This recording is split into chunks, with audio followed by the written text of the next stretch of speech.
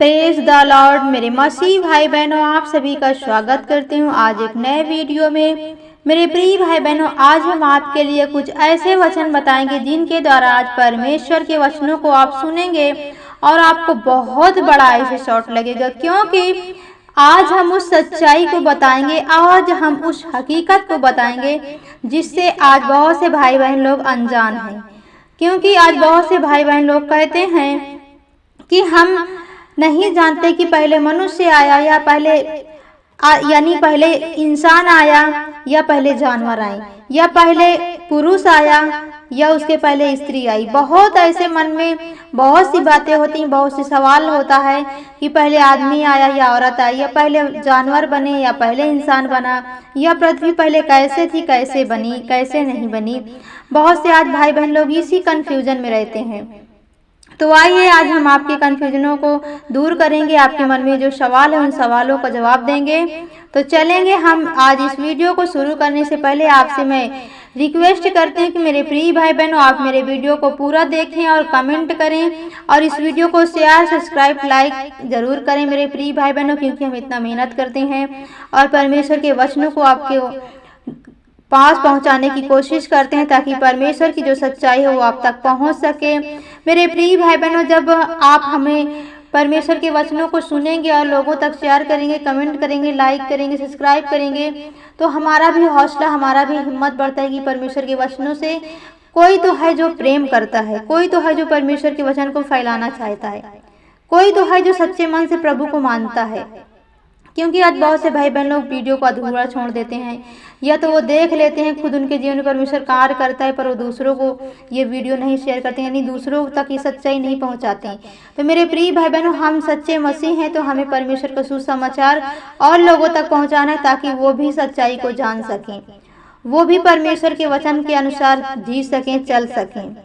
तो मेरे प्रिय भाई बहनों, आप वीडियो को पूरा देखें। तो आइए हम चलेंगे वचन की ओर, जैसे उत्पत्ति 2:18 में लिखा है। क्योंकि उससे पहले मैं बता दूं मेरे प्रिय भाई बहनों, उत्पत्ति 1 से जब आप पढ़ेंगे तो आपको पता चलेगा कि ये पृथ्वी कैसे बेडौल और सुनसान पड़ी थी और पृथ्वी के ऊपर गहरा जल, यानी जल के ऊपर गहरा अंधियारा छाया था। पृथ्वी में क्या था? जल ही जल था और पृथ्वी बेडौल और सुनसान पड़ी थी। इसमें कोई न मनुष्य था, न कोई पक्षी थे, न कोई पृथ्वी यानी पड़ी थी। इसमें सिर्फ जल और जल ही दिखाई देता था और तथा उसके ऊपर परमेश्वर का आत्मा मंडराता था। और परमेश्वर की आत्मा ने जब ऐसे देखा और जैसे परमेश्वर की आत्मा ने बोला जल 2 भागों में हो जाए, तो उसी प्रकार जल 2 भागों में हो गया। जो 2 भागों में हुआ तो जल एक तरफ हो गया और सूखी पृथ्वी एक तरफ हो गई, जिसे पृथ्वी कहा गया। और इसी प्रकार जब हम उत्पत्ति को पढ़ेंगे शुरू से अंत तक, तो हमें पूरा विवरण मिलेगा कि कैसे परमेश्वर ने आकाश और पृथ्वी को बनाया। और परमेश्वर ने जब देखा कि ये पृथ्वी और जल अलग हो गया तो पृथ्वी सुनसान पड़ी है और उसमें अंधकार था, तो परमेश्वर ने क्या किया? अंधकार को और उजियाले को, यानी अंधकार में क्या किया?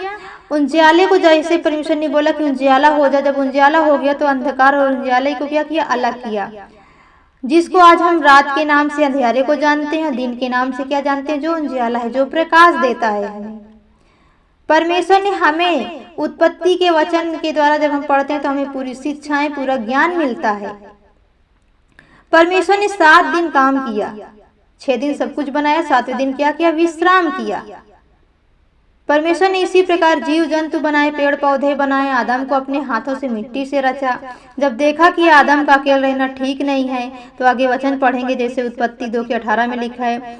फिर यहोवा परमेश्वर ने कहा आदम को, यानी आदम जो व्यक्ति था जिसे परमेश्वर ने अपनी समानता में बनाया था, अपने स्वरूप में बनाया था, उसके यानी अकेला था वो। जो जानवर बनाए उससे भी उस आदम का मेल नहीं खाया।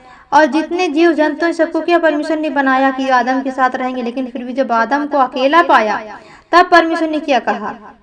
अकेला रहना अच्छा नहीं, उसके लिए एक ऐसा सहायक बनाओ जो उससे मेल खाए। किसका? आदम का। परमेश्वर ने ऐसे सोचा।